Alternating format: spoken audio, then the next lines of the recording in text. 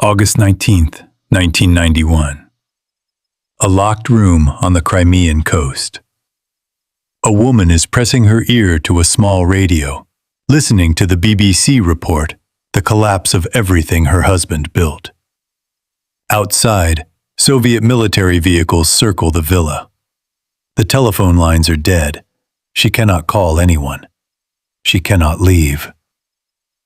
Her name was Raisa Gorbacheva, wife of the man who ended the Cold War, the most celebrated Soviet woman in the Western world, and the most resented woman in her own country, at the exact same moment. When the radio went silent, she collapsed. This is the story of what it cost to stand beside the man who changed the world, and what the world never thought to ask her. There is a photograph taken in November 1985 in Geneva, Switzerland. Two women are sitting across from each other in a pale drawing room. Porcelain teacups. A fire burning somewhere off frame. Both women are dressed impeccably. One in a dark fitted suit, one in a rust-colored coat with a brooch at the collar. Both women are smiling. The cameras loved this photograph. The press called it the Tea Summit, because somewhere in the building next door, their husbands were deciding how many nuclear warheads to remove from the face of the earth. The fate of the world was in that other room. But every newspaper in the world ran this photograph. Two women smiling over tea at the edge of history. What those photographs did not capture, what photographs never capture, is what it costs to be in a room like that. What it takes out of you to hold that posture, hold that smile, hold that cup perfectly steady. When the world is watching, and the world has already decided what you are. One of the women in that photograph was Nancy Reagan, the wife of the President of the United States. The other was Raisa Gorbacheva. She was born in a railway car, or near one. Her father was a railway construction engineer, and the family moved so often across Siberia and the Ural Mountains that Raisa later said her childhood felt like a series of train departures. Always the new girl in a new village school. Always the one who had to prove herself from the beginning. She did, every single time. She became a philosopher, a sociologist.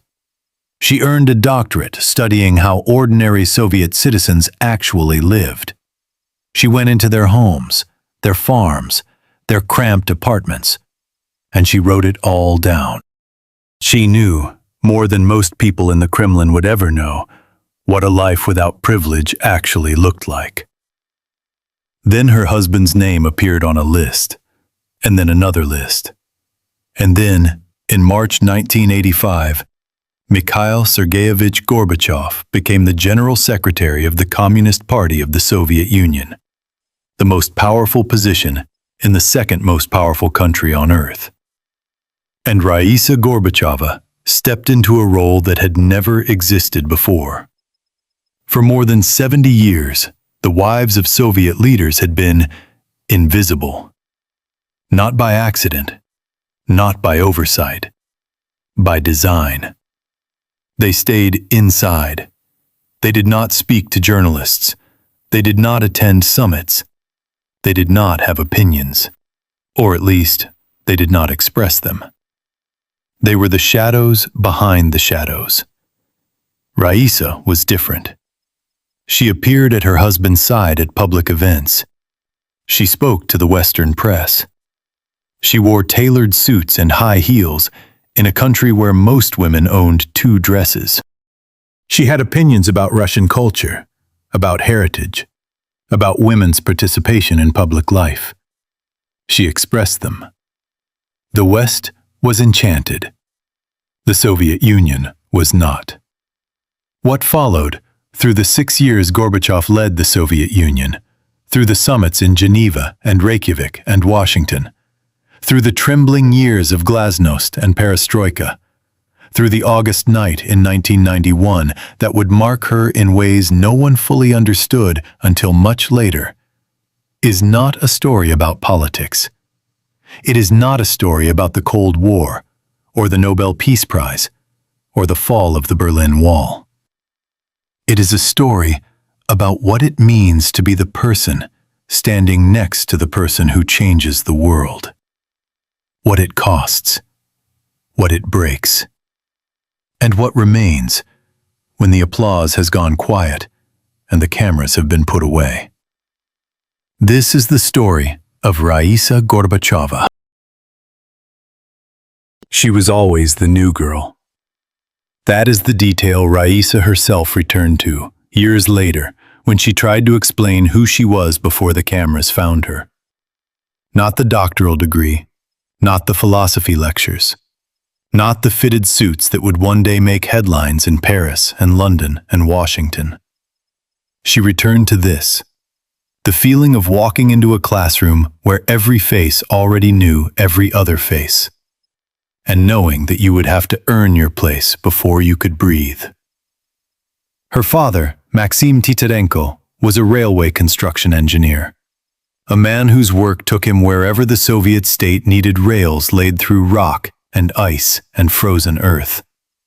Rubtsovsk, in the Altai region of western Siberia, in 1932. Then the Ural Mountains, then Sterlitamak, then somewhere else. The family followed. Raisa was the eldest of 3 children, and she carried that responsibility the way eldest children always do, quietly and completely. The years of her childhood were not gentle years in the Soviet Union. Collectivization had stripped whole villages of their grain. The war came. Then the long gray hunger of the aftermath. Raisa later said she remembered those years not as trauma, but as texture. The particular weight of a winter coat worn through at the elbows, the specific smell of a room heated by a single iron stove, the way her mother's face looked in the morning before anyone had spoken. She also remembered being at the top of her class, every single time. In every school, in every new town, before she had made a single friend, she had already made her mark on the blackboard. In 1949, she graduated from secondary school in Sterlitamak with a gold medal. She was 17 years old. She packed one bag and moved to Moscow. Moscow State University in the early 1950s was a different world. Enormous, ambitious, crowded with young people who had survived the war and intended to make something of what survived. Raisa studied philosophy. She was serious about it in the way that people are serious when they have had to earn every opportunity they have ever been given. It was there, in the dormitory corridors and the lecture halls and the parks along the Moscow River, that she encountered a young man from Stavropol named Mikhail Gorbachev. He noticed her immediately. She did not immediately notice him. In the memoir he would publish decades later, a book he dedicated entirely to her memory, its cover bearing her portrait, Gorbachev described those first weeks with a candor unusual for a man who spent his career choosing words carefully. "I felt I was losing my head," he wrote. "I wanted to see Raisa and be wherever she was." He told her so. She told him she did not want to date him. She was recovering from another painful chapter, and she was not ready. He told her, according to his own account, that he could not honor that request, that it would be a catastrophe for him. That was his confession of love. They first kissed during a thunderstorm in a Moscow park when they had gone swimming and the sky split open without warning. Gorbachev wrote that he remembered her face in a flash of lightning, the scared, questioning eyes, and that he held her and kissed her, clumsily, and that the storm did not stop. They married in September 1953. She was 21. He was 22. Then the dream contracted, as it does. Gorbachev had been assigned to work in Stavropol, a provincial city in the south of Russia, far from the universities and the theaters and the research libraries that had defined Raisa's world for 4 years. She followed him there. Of course she did. They were young and in love, and the Soviet Union did not offer many options for renegotiating your husband's posting. What she found in Stavropol was something she had not anticipated. She could not find work. Not for lack of qualification. She had a philosophy degree from one of the most prestigious universities in the country. She spoke well. She was rigorous, methodical, sharper than most of the men she would encounter in the institutional corridors of that provincial city. None of it mattered. She was an outsider, a well-educated Muscovite in a region that preferred its women to remain in the background. She was offered positions she was not trained for. She was paid less than male colleagues with inferior credentials. She was, as she later said, given no real rights in the early years of her career. She did not leave. She did not collapse. She turned her frustration into research. It was during those Stavropol years that Raisa began the work that would become her doctoral dissertation, a sociological study of the daily lives of collective farm workers in the region. She went into their homes. She sat at their kitchen tables. She asked about their hours, their incomes, their children, their dreams, the distance between what the Soviet system had promised them and what it had delivered. She filed it all away. In 1957, their daughter Irina was born. In 1967, Raisa defended her doctorate. By then, Mikhail Gorbachev was already moving upward through the layers of the Communist Party. Local, then regional, then national, with a steadiness that marked him as exceptional. When the family moved back to Moscow in 1978, Raisa returned to teaching, lecturing in Marxist-Leninist philosophy at Moscow State University. She resigned the position in April 1985. Her husband had just become the most powerful man in the Soviet Union. What no one in the Kremlin had prepared for, what no protocol covered because no protocol had ever needed to, was what Raisa Gorbacheva intended to do with the role she had been handed. The tradition in Soviet political life was clear. The wives of the general secretaries did not appear. Khrushchev's wife attended almost no public events. Brezhnev's wife was almost entirely unknown to the Soviet public. The woman before Raisa, Anna Chernenko, wife of the previous general secretary, had been barely glimpsed in a year of her husband's leadership. Invisibility was not an oversight. It was the requirement. Raisa stepped out anyway. She appeared at her husband's side at public receptions. She gave interviews to foreign journalists.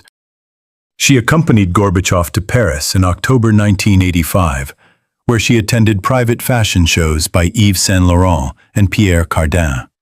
The first time a Soviet First Lady had ever engaged directly with Western haute couture. The photographs circled the globe. At home, the reaction was immediate and unforgiving. Soviet women, millions of them, who owned 2 dresses, who stood in queues for bread and soap, who had never seen a woman in a position of power dress like this, or speak like this, or simply exist like this at the side of a leader, looked at Raisa on their television screens and felt, many of them, something close to anger. She knew this. She was a sociologist. She had sat at their kitchen tables. People would ask, who does she think she is? A member of the Politburo? Gorbachev later recalled the rumors that circulated, the jokes about the Red Tsarina, the whispers that she was the one who actually made the decisions. She was attacked in the Duma for accepting a salary for her work at the Soviet Cultural Foundation. There was one detail that almost no one knew. The woman the Soviet public believed was shopping in the fashion capitals of the world was doing something rather different. According to accounts confirmed by Gorbachev himself, Raisa used to quietly sell her clothes at a second-hand store after wearing them only a few times. The general secretary's salary did not stretch to a new wardrobe. It never had. She wore the clothes, she sold them back. She wore different ones. And the country that watched her on television continued to believe it knew who she was. The world had its first real look at Raisa Gorbacheva. Geneva, the shores of Lake Leman. 3,500 journalists had gathered from every country on earth to watch two men, Ronald Reagan and Mikhail Gorbachev, sit across from each other for the first time and decide whether the nuclear standoff that had defined the previous 40 years would continue, ease, or end entirely. The stakes were, in the most literal sense, the survival of civilization. And the photograph that ran on the front page of newspapers from London to Tokyo was two women drinking tea. The press called it the Tea Summit. It was not a joke, or not entirely. Both women were considered influential advisors to their husbands. Both were known to be formidable presences behind closed doors. The choreography of their meeting, who sat where, who poured first, who spoke and who listened, was treated by diplomatic observers with the same seriousness as the seating arrangements in the negotiating room next door. Nancy Reagan arrived having been briefed extensively on Raisa Gorbacheva. Raisa arrived having been briefed on almost nothing, because the Soviet system did not brief wives. What happened over those 2 days of tea and careful smiles has been described differently by everyone who was present. Nancy Reagan later dismissed reports of tension as silly.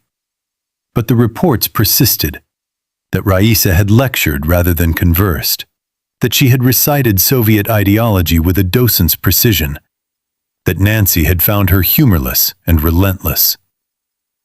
A year later, at the Reykjavik summit in Iceland, Raisa arrived despite an apparent understanding that spouses would not attend, and reports at the time suggested Nancy Reagan was not pleased. Reagan's spokesperson subsequently said the reports were overstated.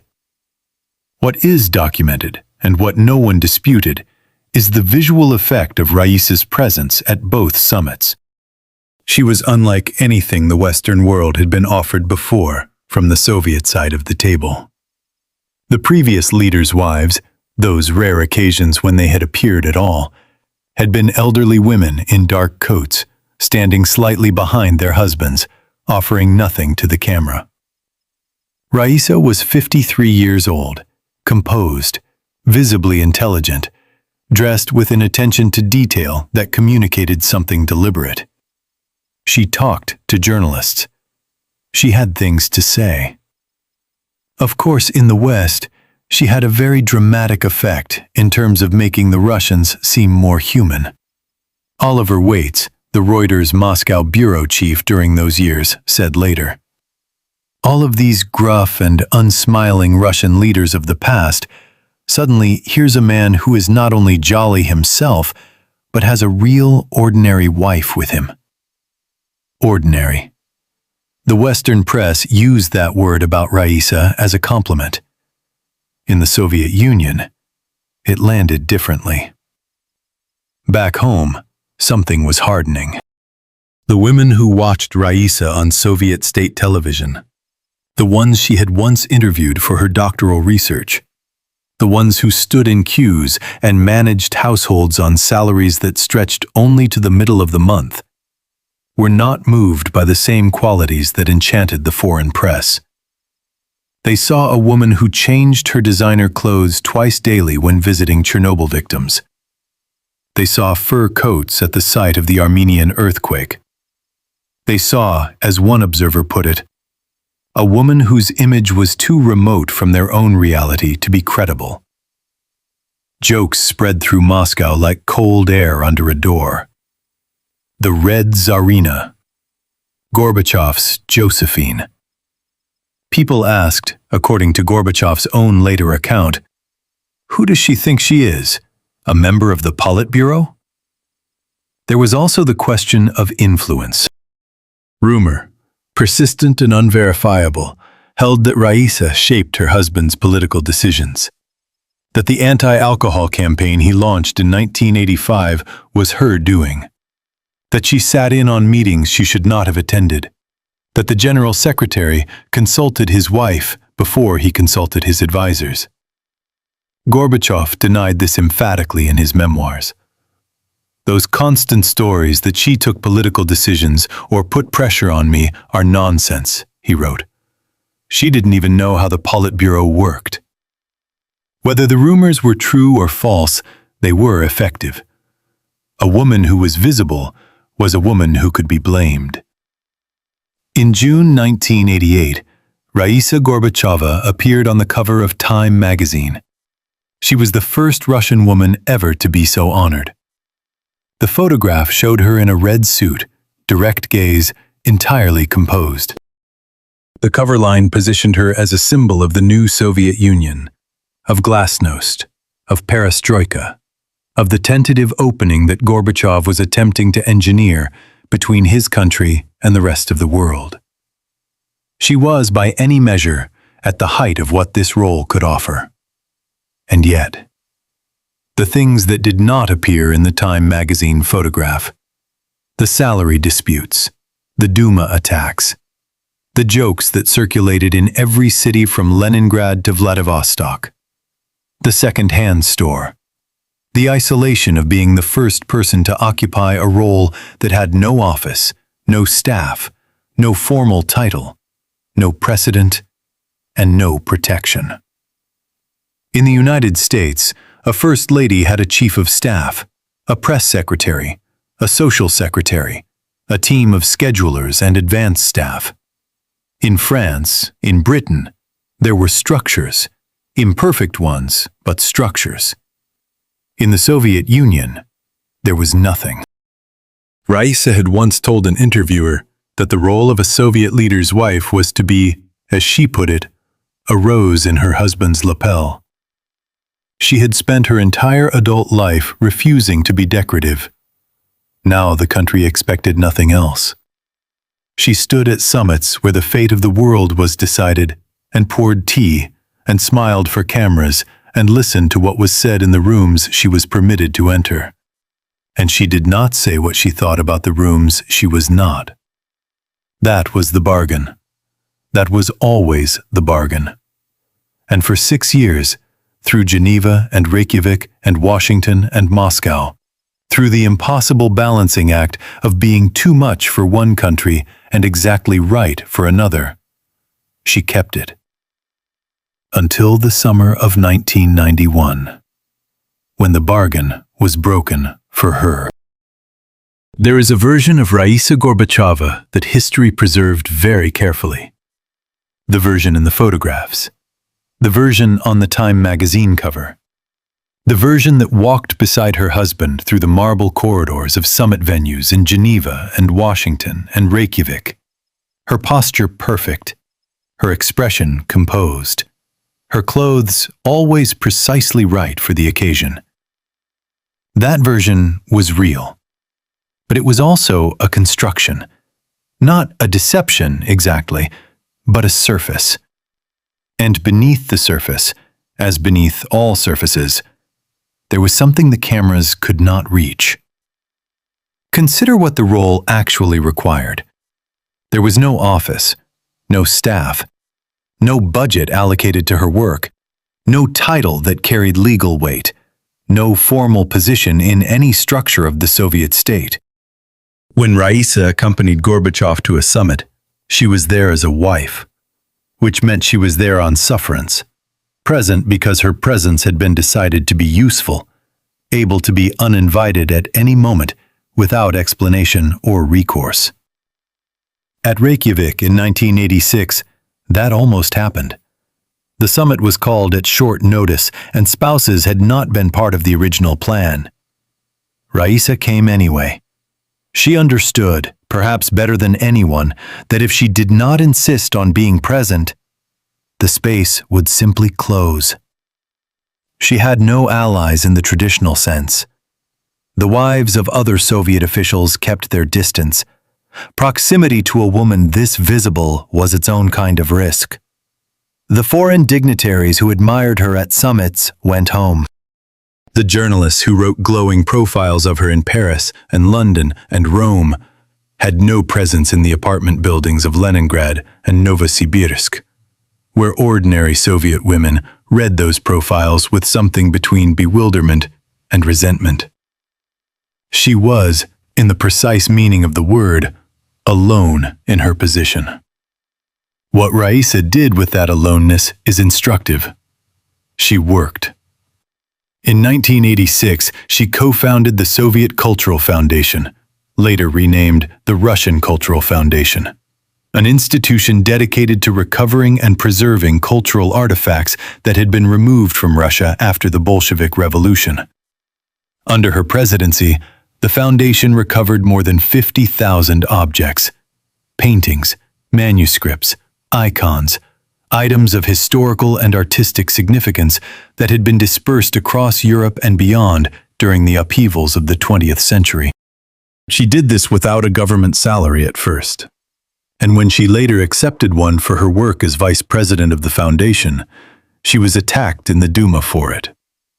In 1989, she donated $100,000 to the International Association of Hematologists of the World for Children, a charity that funded blood banks and trained Russian doctors to treat childhood leukemia. The donation came from her own resources. It was not announced with fanfare.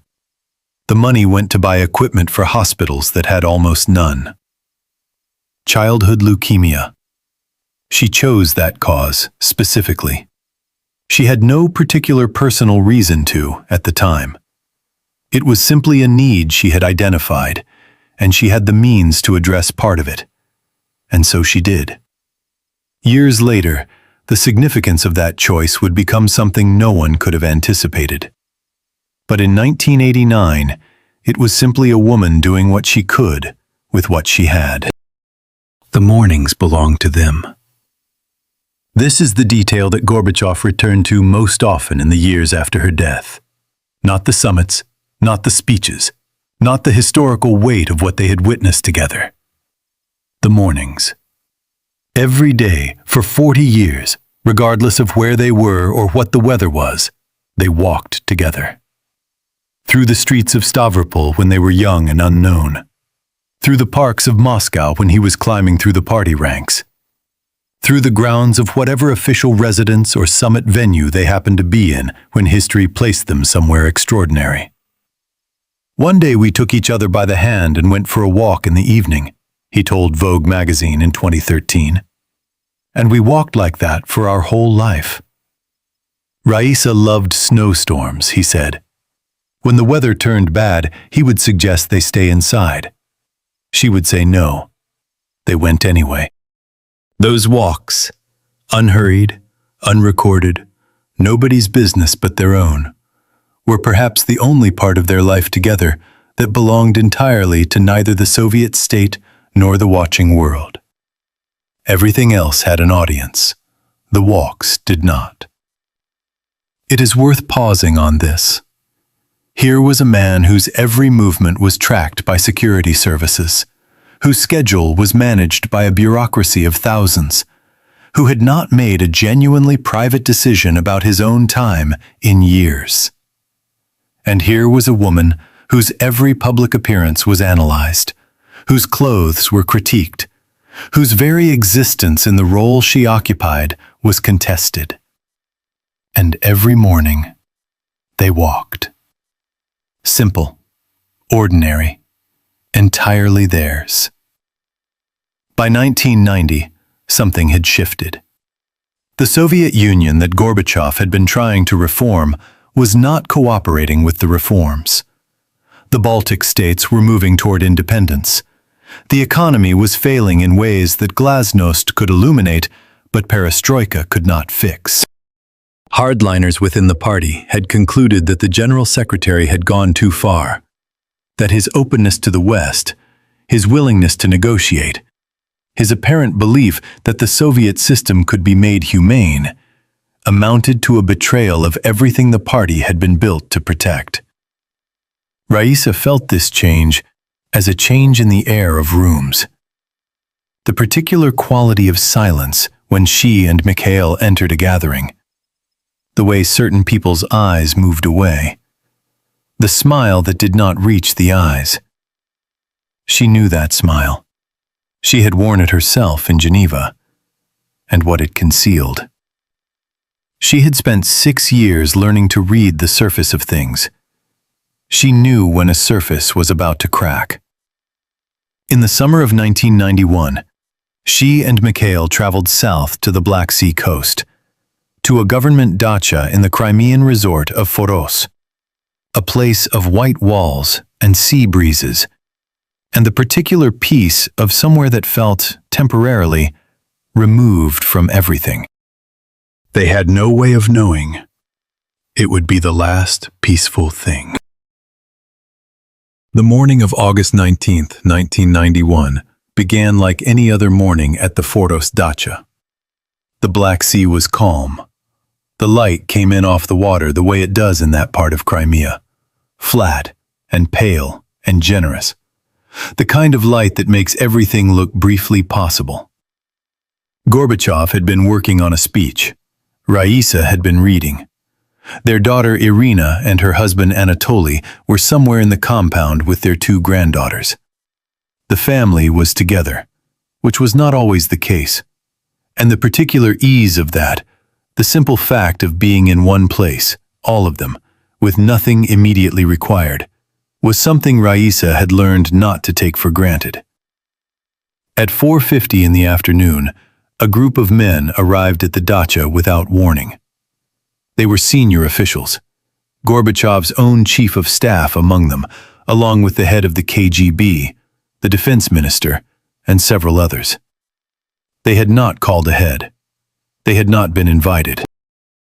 They told Gorbachev that he must sign a document declaring a state of emergency in the Soviet Union, transferring effective power to a committee they had already formed. If he refused, they said, measures would be taken. Gorbachev refused. The men left. The telephone lines were cut within the hour. The communications equipment in the dacha, all of it, went dead simultaneously. Outside the perimeter, Soviet military vehicles took up positions. The family was, in every meaningful sense, under arrest. What followed were 3 days that Raisa would describe, in the weeks afterward, as the most terrifying of her life. She told journalists, in one of the few direct accounts she gave of those days, that she had been so convinced the conspirators intended to kill her entire family that she had suffered a severe attack of hypertension and problems with her speech, for which she was still receiving treatment 2 weeks later. She sat with Irina. She sat with the granddaughters. She sat with Mikhail, who was trying to maintain contact with the outside world through a small personal radio he had managed to keep. The BBC World Service was broadcasting. It was through that signal, crackly, intermittent, coming from somewhere beyond the military cordon outside, that the family received most of what they knew about what was happening in Moscow. That the vice president had declared himself acting president, that tanks had moved into the capital, that Boris Yeltsin had climbed onto one of those tanks outside the Russian parliament building and called on the people to resist, that Mikhail Gorbachev, the president of the Soviet Union, the man who had ended the Cold War, who had negotiated with Reagan and Thatcher and Kohl and Mitterrand, who had won the Nobel Peace Prize, was being described on Soviet state television as ill and unable to discharge his duties. Raisa listened to all of this on a smuggled radio in a locked room on the Crimean coast. On the final day, August 21st, the BBC began reporting that 2 planes were racing toward Crimea. One was sent by the coup plotters to manage the situation. The other was sent by the Russian government, loyal to Gorbachev, to bring him home. Raisa became convinced in those hours that the first plane to land would determine whether her family lived or died. According to the historian Serhiy Plokhy, who documented the events of those 3 days in his account of the Soviet collapse, it was in this moment that Raisa Gorbacheva broke. She collapsed into the arms of her daughter Irina and her son-in-law Anatoly. What the doctors would later classify as a severe hypertension attack had begun. Blood pooling in the vessels around her eyes, her speech suddenly impaired, partial paralysis spreading down one side of her body. The coup, it turned out, was already failing. The plotters had miscalculated. The army would not move against the people at the White House. The public had not accepted the emergency declaration. The men who had arrived at the Foros dacha 4 days earlier were now themselves in crisis. The loyal plane landed first, but Raisa did not know that yet. In the hours when she broke, she did not know anything except what her body had decided, that it had absorbed everything it could absorb, and that it was done. The footage of their return to Moscow, landing at 2:15 in the morning on August 22nd, was broadcast around the world. Gorbachev descended the steps of the plane, looking shaken but upright, the politician's posture still intact even at that hour, already moving toward the microphones. Behind him, Raisa had to be helped down the stairs. The woman who had walked into Geneva in high heels and a fitted suit, who had stood perfectly composed while cameras flashed from every direction, who had poured tea across from Nancy Reagan and given nothing away.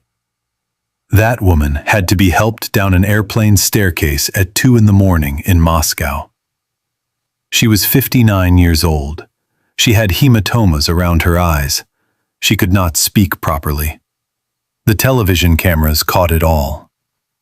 The next morning, Gorbachev did something that no one in the Kremlin had anticipated, and that would be talked about in Russia for decades afterward. He did not go to the parliament. He did not go to the party headquarters. He did not go to the press conference that had been arranged, or the briefing, or the ceremony. He went to the hospital. "I was not married to the country, Russia or the Soviet Union," he wrote later. "I was married to my wife, and that night I went with her to the hospital." The bargain in that moment was not broken. It was simply, finally, revealed for what it had always been. Not a political arrangement, not a performance for the cameras that had followed them for 6 years. Something else entirely. 8 years passed. The Soviet Union ceased to exist in December 1991, 4 months after Foros, almost to the day. Gorbachev resigned the presidency on Christmas Day, handing over a country that was no longer the country he had been handed. The red flag over the Kremlin came down. A new flag went up. Boris Yeltsin was already governing Russia, and Mikhail Gorbachev was already, in the minds of most Russians, a figure of the past. The Gorbachevs moved out of the official residence. They became, in the way of former leaders everywhere, people who had once mattered and now occupied a different category. Present, but peripheral. Visible at certain formal occasions. Consulted sometimes, mostly not. In Russia specifically, the category was harsher than most. Gorbachev was not simply a former leader. He was, in the eyes of a significant portion of the population, the man who had lost the country. That was not a distinction that came with grace. Raisa continued her work. The Cultural Foundation, the Leukemia Charity, the Raisa Maximovna's Club which she established in 1997 to encourage women's participation in political life. She lectured. She wrote. She did what she had always done.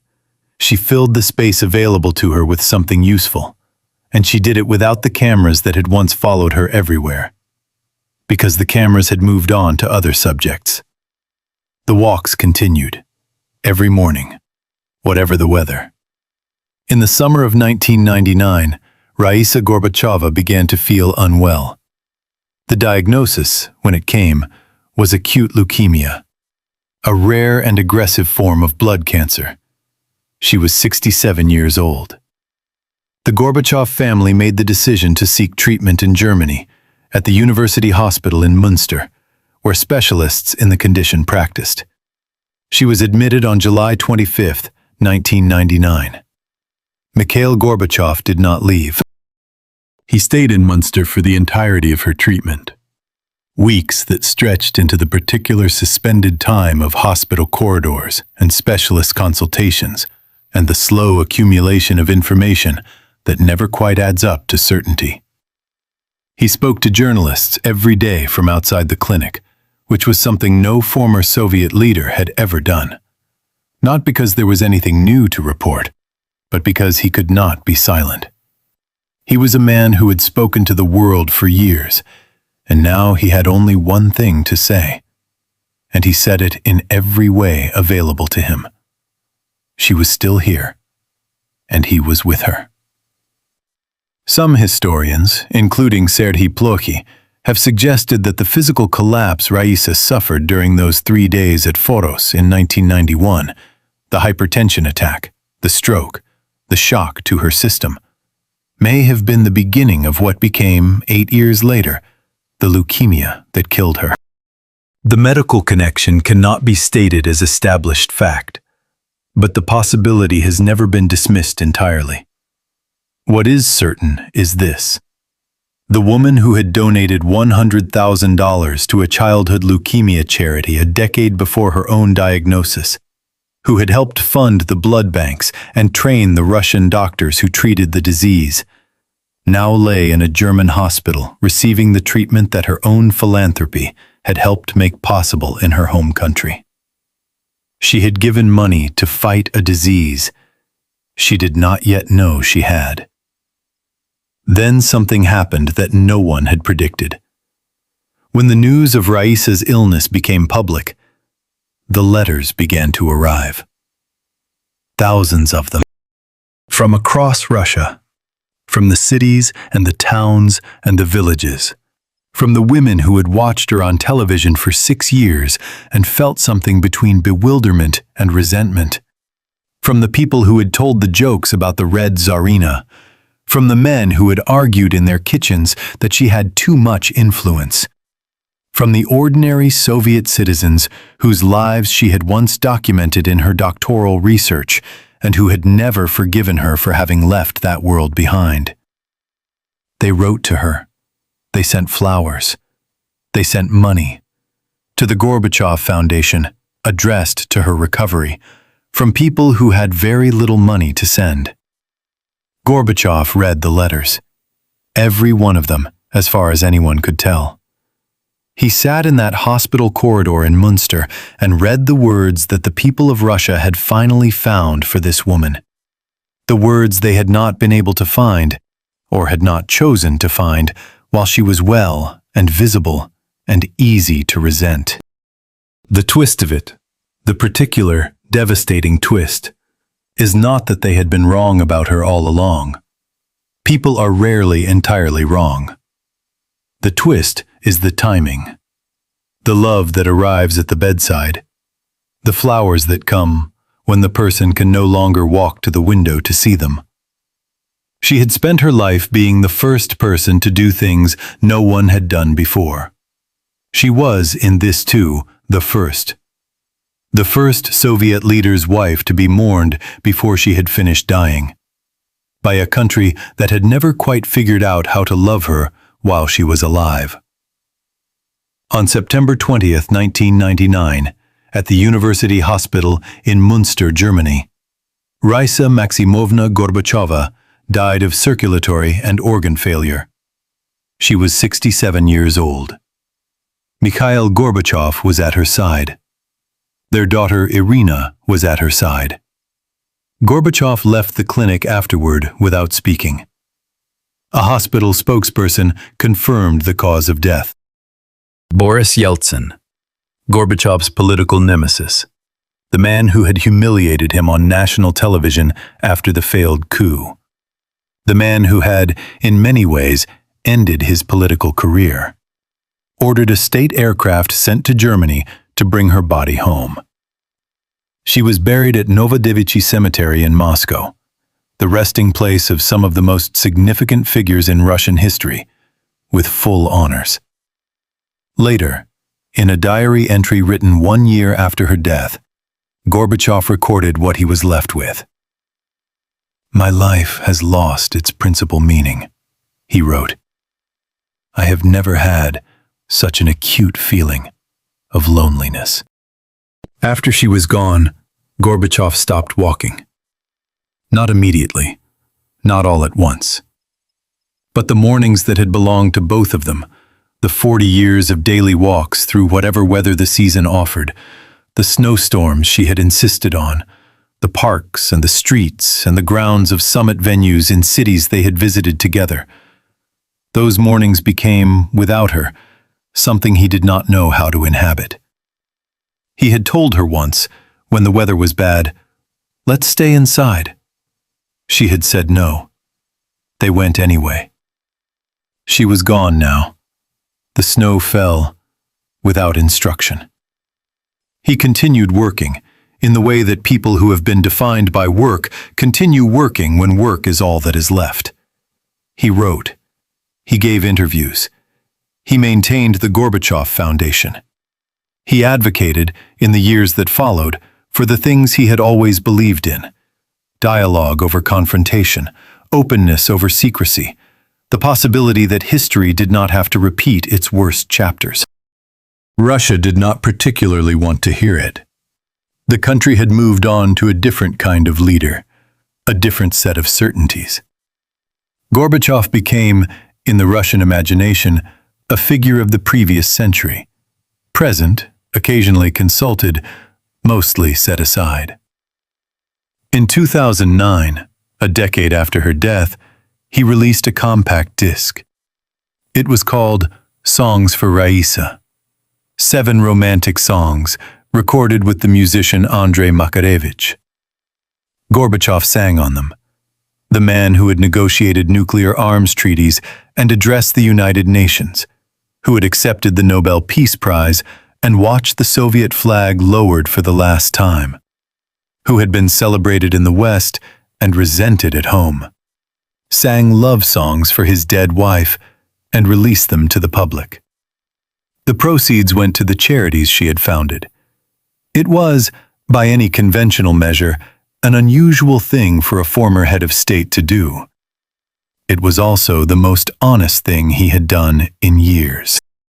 At Novodevichy Cemetery in Moscow, the burial ground of Chekhov, of Bulgakov, of Shostakovich and Prokofiev, of figures who had shaped Russian culture across 2 centuries, a stone was placed over Raisa's grave. Above it, a sculptor carved her likeness in full, life-size, standing. The figure looks forward, not downward, not mourning, not diminished, present, the way she had always insisted on being present. Beside the statue, a space was left. It waited. For more than 2 decades, Gorbachev lived in Russia, while his daughter and grandchildren lived in Germany, the country where Raisa had died, the country that had treated her in her final weeks, the country whose language none of them had grown up speaking.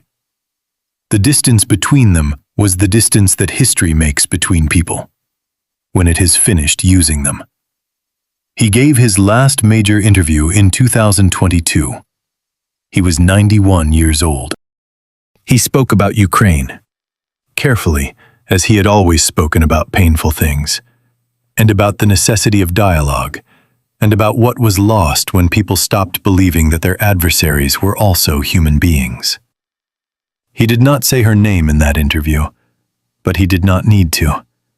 She was in every sentence that was about the cost of silence, the price of pride, the things that cannot be recovered once they are gone.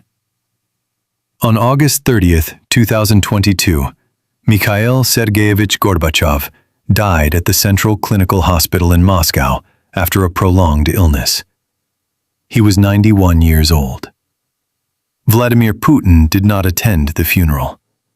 Several thousand ordinary Russians did. On September 3rd, 2022, they carried his coffin to Novodevichy Cemetery. The military band played the national anthem. There was a gun salute. And then they lowered him into the ground beside her. Beside the stone figure that had stood over that empty space for 23 years, in all weathers, through all the changes that had come to the country they had tried, in their different ways, to serve. He had told a journalist once, years earlier, how it had ended for him. The walks, the mornings, the 40 years of simply being alongside another person. Raisa died, he said, and then I stopped walking. The snow falls on Novodevichy Cemetery the way it falls everywhere in Moscow, without asking permission, without adjusting itself to the occasion. In winter, the stone figure above the grave accumulates it slowly, the way stone accumulates everything, without resistance, without complaint. She had always loved snowstorms.